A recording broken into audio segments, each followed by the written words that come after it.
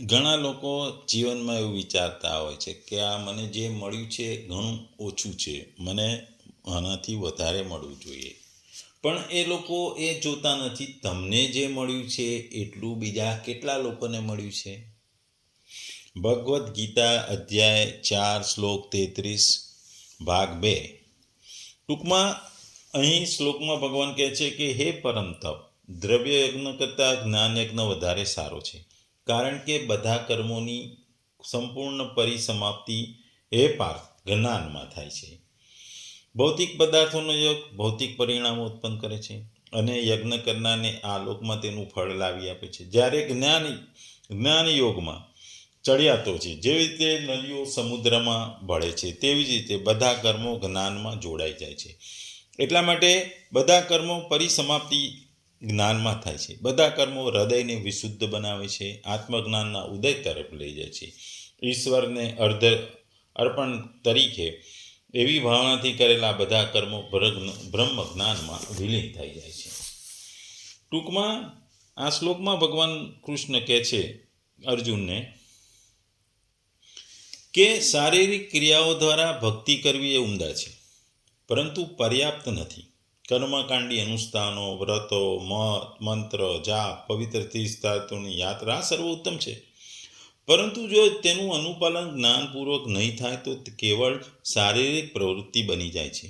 અને આ પ્રકારની યાંત્રિક રીતે થતી ક્રિયાઓ કંઈ પણ ન કરવા કરતાં તો ઉચિત છે, પરંતુ તે મનની શુદ્ધિ માટે પર્યાપ્ત નથી. આપણે આજકાલ જોતા હોય છે કે લગ્નમાં વિધિ ચાલતી હોય છે. લગ્નમાં આજે લગ્ન કોકના ઘરે હોય તો પ્રી વેડિંગ શૂટ એટલે કે લગ્ન પહેલાંના ફોટોગ્રાફી માટે 2-3 દિવસ પાળવામાં આવે છે. પીઠીની એટલે કે મહેંદીની રસમમાં આખો એક પ્રસંગ હોય છે. લગ્નના ફોટોશૂટ માટે 5 કલાક પાળવામાં આવે છે, જમણવારમાં પાળવામાં આવે છે. પણ જ્યારે વિધિ આવે છે તે શાસ્ત્રોક્ત વિધિ હોય છે, જ્ઞાનની વિધિ હોય છે, જેમાં શાસ્ત્રોના અને શાસ્ત્રોથી જે મંત્રો અને યજ્ઞ એટલે કે અગ્નિ આગળ જે ફેરા લેવામાં આવે છે એ વિધિ પણ ખૂબ જ લાંબી હોય છે. પણ આપણે મહારાજને કહીએ છીએ કે મહારાજ દક્ષિણા વધારે આપીશ, જલ્દી પતાવી દેજો. એટલે તમે આ લગ્નમાં વિધિનું મહત્ત્વ ઘટાડી દીધું છે. એ આ કળિયુગની નિશાની છે, કારણ કે વિધિનું જ મહત્ત્વ છે. શાસ્ત્રો દ્વારામાં ઉલ્લેખિત મંત્રો દ્વારા યજ્ઞ એટલે કે અગ્નિની સાક્ષીમાં જે ફેરા ફરવામાં છે એનું મહત્ત્વ છે. પણ એને બદલે આજે લગ્નમાં બીજી બધી વસ્તુઓનું મહત્ત્વ વધી ગયું છે. આજે મંદિરમાં પણ એવું છે, મંદિરમાં લોકો જાય છે, ભગવાનની ભક્તિ નથી કરતા, પોતાના ફોટા, વોટ્સઅપ માટે ફોટા, સોશિયલ મીડિયા માટેની રીલો આ જ માટે ઉપયોગ થઈ રહ્યો છે. એટલે આ જે બધા દેખાવો થઈ રહ્યા છે કે દેખાવા માટે જ ભગવાનની ભક્તિ થઈ છે, એનું કોઈ મહત્ત્વ નથી. યજ્ઞો કરો, મંત્રો કરો, જાપ કરો, એ દેખાવ માટે મંદિરે જવાની પ્રથા એ બધું ખાલી દેખાવ માત્ર છે. એટલે ભગવાન અહીં જ્ઞાનની વાત કરે છે. ઘણા લોકો માળાથી ભગવત નામ જાપ કરે છે, ગ્રંથોના પારાયણ બેસાડે છે, પવિત્ર સ્થાનોની મુલાકાત લે છે. આ અનુષ્ઠાન વિધિઓ અને આયોજન એવી માન્યતા સાથે કરે છે કે શારીરિક ક્રિયા સ્વયં તેમની માયિક બંધનોમાંથી મુક્ત થવા માટે પર્યાપ્ત છે. જો કે સંત કબીરે છટાદાર રીતે આ વિચારનું ખંડન કર્યું છે. એણે કહ્યું છે, માલા ફેરત યુગ ફીરા, ફીરા ન મન કા ફેર, કરકા મન કા ડારી કે મન કા ફેર. એટલે કે હે આધ્યાત્મિક અભિલાષી, તું અનેક યુગોથી માળવા ફેરવે છે, પરંતુ મનનું છળ કપટ સમાપ્ત થયું નથી. હવે એ માળાને બાજુ પર મૂકી મનના મણકા ફેરવાનું. ભગવાનની કબીરની આ વાતમાં જગત ગુરુ કૃપાલુજી મહારાજ પણ આમ કહે છે, બંધન ઓર મોક્ષ કા કારણ મન હી બખાન, યાતે કૌન ઉ ભક્તિ કરું મન તે હરિધ્યાન. બંધન અને મોક્ષનું કારણ મન છે. જે પણ પ્રકારની ભક્તિ તમે કરો, તમારા મનને ભગવત ધ્યાનમાં લીન કરો. જ્ઞાનના સંવર્ધનથી ભક્તિયુક્ત મનોભાવોનું પોષણ થાય છે. ઉદાહરણ તરીકે તમારા જન્મદિવસની ઉજવણી થઈ રહી છે અને લોકો આવી તમને ભેટ સોગાદ આપી, અચાનક કોઈ આવીને તમને થીગડાવાળી થેલી આપે. તે થેલીને તિરસ્કાર ઉપર જુઓ અને વિચાર કરો, તમને મળેલા અન્ય સુંદર ઉપહારો પેકિંગ સુંદર ઉપહારોની સરખામણીમાં તુચ્છ છે. પહેલી વખતે તમને થેલી અંદર જોવા માટે વિનંતી કરે છે, તમે એને ખોલો છો અને તેમાંથી 2000 રૂપિયાથી ની 100ની થપ્પી મળે છે. તમે તુરંત એ થેલીને હૃદય સરસી ચાંપી લો છો અને કહો છો આ સૌથી શ્રેષ્ઠ ભેટ છે. પદાર્થના નિહિત તત્વનું જ્ઞાન તેના માટેના પ્રેમનો વિકાસ કરે છે. એ જ પ્રમાણે ભગવાન તથા તેમની સાથે આપણા સંબંધના જ્ઞાનનું સંવર્ધન આપણા ભક્તિભાવને પુષ્ટિ આપે છે. તેથી જ કૃષ્ણ અહીં અર્જુનને કહે છે કે દ્રવ્ય પદાર્થના યજ્ઞની તુલનાએ જ્ઞાન યજ્ઞ શ્રેષ્ઠ છે. નહીં તો હવે એ જ્ઞાનની પ્રાપ્તિ કરવી પડે એના માટેની હવે પ્રક્રિયાઓનું ભગવાન આગળના શ્લોકોમાં વર્ણન કરે છે.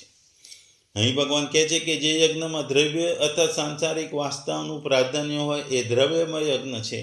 એ તેમાં અગ્નિમાં ઘી છે, સાકર, દહીં, દૂધ, તલ, જવ, ચોખા, મેવા, ચંદન, કપૂર, ધૂપ, સુગંધ વગેરે હવિનો વિધિપૂર્વક હવન કરવામાં છે. તેમજ દાન કરવું, પરોપકાર કરવા, કૂવા, વાવ, તળાવ વગેરે બનાવવા એ સાંસારિક પદાર્થોની સંબંધ ધરાવતા શાસ્ત્રવિહિત શુભ કર્મો છે. તે બધા દ્રવ્યમય યજ્ઞના અંતર છે. ઉપરાંત સાધનોમાં તેમનું વર્ણન દેવયજ્ઞ, વિષયરૂપી યજ્ઞ, દ્રવ્યયજ્ઞના નામથી થયું છે.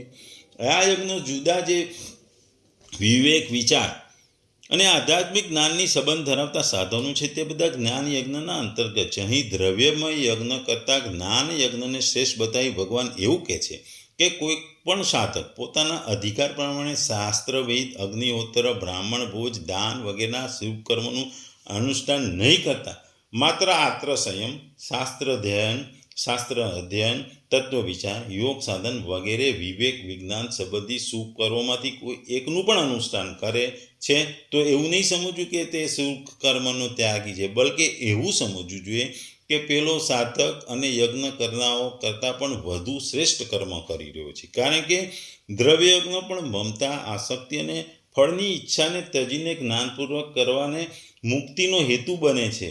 નહીંતર તો બંધન હેતુ બને છે. ઉપયુક્ત સાધનોમાં લાગેલા મનુષ્ય તો સ્વરૂપથી પણ વિષયનો ત્યાગ કરે છે. તેના કર્મમાં હિંસાદી દોષ સ્વરૂપથી પણ હોતા નથી, પણ તે કર્મ ઉત્તમ હોય છે. યથાર્થ જ્ઞાન એટલે કે તત્વજ્ઞાનની પ્રાપ્તિ ભાવનું પ્રાધાન્ય હોય છે. સાંસારિક વસ્તુનું વિસ્તારનું મહત્વ હોય છે. તેથી અહીં દ્રવ્યમય યજ્ઞ કરતાં જ્ઞાન યજ્ઞને શ્રેષ્ઠ બતાવવામાં છે.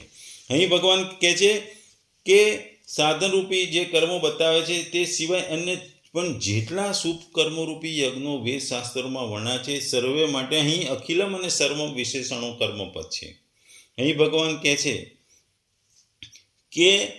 કે યાવન માત્ર બધા જ કર્મો જ્ઞાનમાં સમાપ્ત થઈ જાય છે. એમ કહી ભગવાન એવું કહે છે કે બધા જ સાધનોનું મોટામાં મોટું ફળ પરમાત્માનું યથાર્થ જ્ઞાન મેળવવું એ જ છે. જે યથાર્થ જ્ઞાન વડે પરમાત્માની પ્રાપ્તિ થઈ જાય છે તેના માટે કશું પણ મેળવવાનું બાકી રહેતું નથી, એને બધું મળી જાય છે. અહીં ભગવાન જ્ઞાન યજ્ઞ અને જ્ઞાન એ બંને શબ્દો આવ્યા છે આ શ્લોકમાં. બંનેનો એક જ નથી, કારણ કે જ્ઞાન યજ્ઞ શબ્દ યથાર્થ જ્ઞાન પ્રાપ્તિ માટે કરવામાં આવતા વિવેક, વિચાર, સંયમ પ્રધાન સાધકોનો વાચક છે.